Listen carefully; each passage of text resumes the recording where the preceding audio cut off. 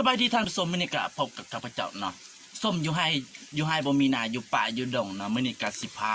กินส้มเนาะมักเดือกับเจียวปลาเดกนี่เนาะคักมาเด้อกินเลย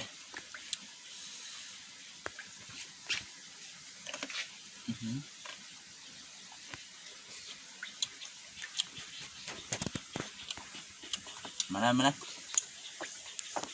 นี่ก็เป็นคลิปแรกเนาะของข้าพเจ้าเห็นครับยังไงก็ฝากกดไลค์กด Subscribe กันเนาะตอน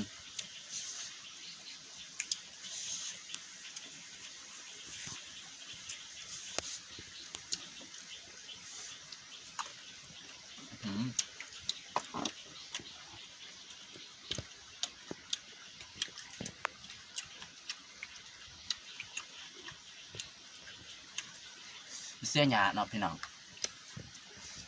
เสียยังไม่ทันแล้วพาไปขึ้นสม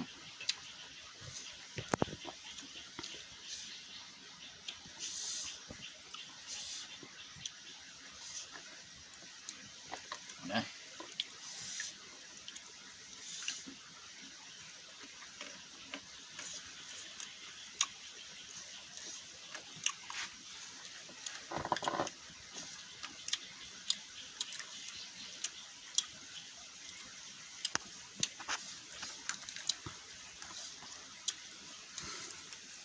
กินคนเดียวคัก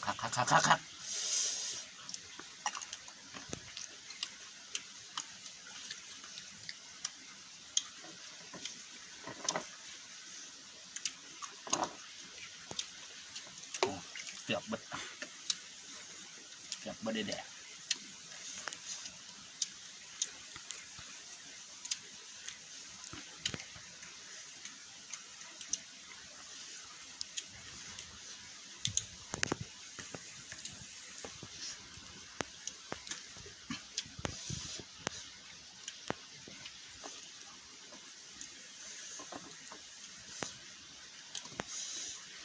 มาได้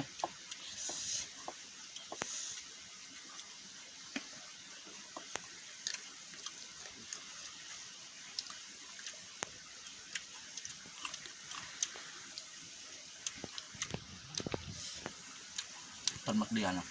บางหลัง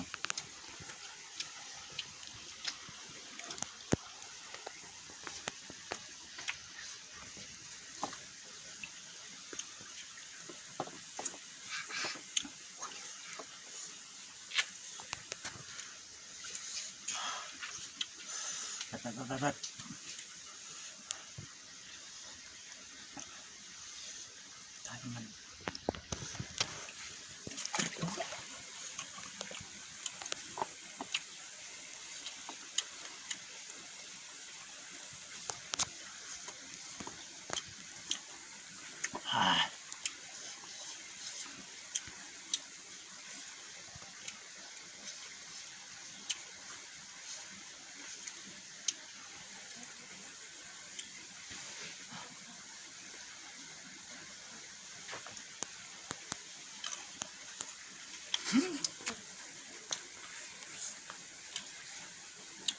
ปักลาย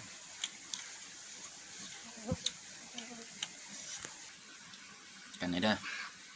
นี่